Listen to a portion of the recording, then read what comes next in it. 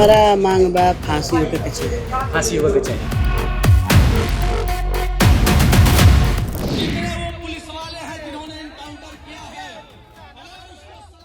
Bharat Tiwari encounter case में चौंकाने वाला खुलासा हुआ है। पुलिस के दावे से इतर परिवार का दावा सही पाया गया। भरत की पोस्टमार्टम रिपोर्ट में सामने आया है कि उन्हें 3 नहीं बल्कि 5 गोलियां मारी गई थी, जिसमें से चौथी गोली दाहिनी जांघ में बाहरी हिस्से से अंदर की ओर गई थी। इसके अलावा 5वीं गोली बाएं पैर के मध्य भाग से पीछे की तरफ लगी थी। नमस्कार, मैं हूं आकांक्षा और आप देख रहे हैं न्यूज़ 18 का डिजिटल प्लेटफॉर्म। चर्चित भरत तिवारी एनकाउंटर मामले में बड़ा खुलासा हुआ है।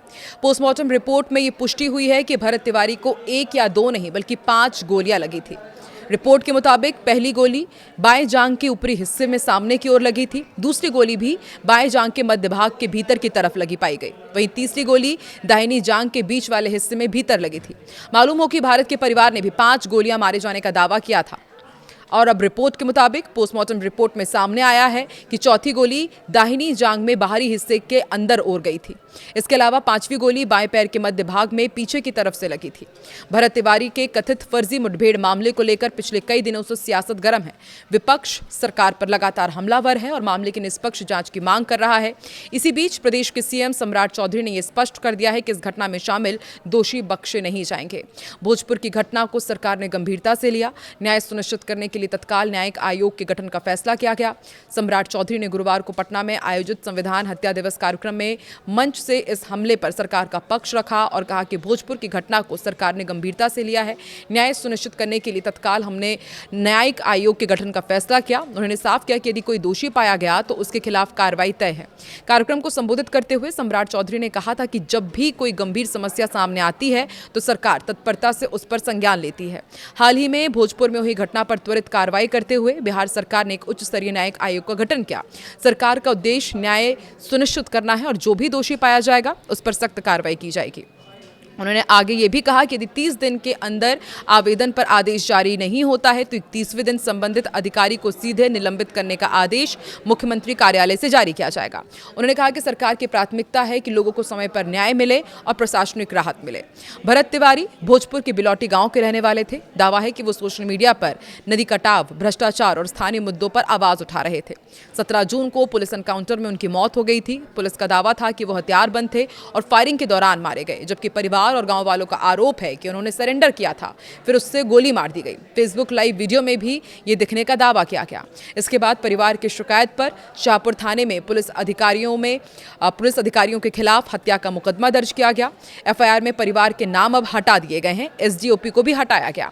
न्यायिक जांच आयोग रिटायर्ड जज की अगुवाई में चल रही है। सीएम सम्राट चौधरी ने जांच का आश्वासन दिया और महापंचायत भी हुई थी।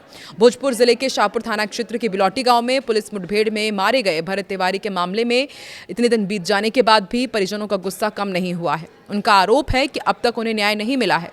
मामले में शामिल पुलिसकर्मियों के खिलाफ कोई ठोस कार्रवाई नहीं की गई है। परिजन लगातार दोषी पुलिसकर्मियों को फांसी देने और पूरे मामले की सीबीआई जांच कराने की मांग कर रहे हैं। मृतक के भाई चंदन तिवारी ने बताया कि घटना के कई दिन बीत जाने के बावजूद जांच किसी ठोस नतीजे तक नहीं पहुंची है। उनका आरोप है कि प्रशासन की ओर से परिवार पर केस वापस लेने का दबाव बनाया जा रहा है, उन्हें धमकाया भी जा रहा है। उन्होंने कहा कि ऐसे माहौल में उन्हें पुलिस की जांच पर बिल्कुल भरोसा नहीं है।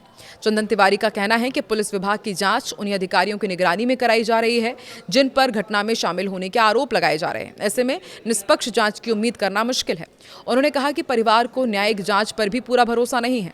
उनकी मांग है कि किसी मौजूदा सिटिंग जज की निगरानी में जांच कराई जाए, लेकिन सरकार ने हाई कोर्ट के रिटायर्ड न्यायाधीश की अध्यक्षता में जांच समिति बनाई है।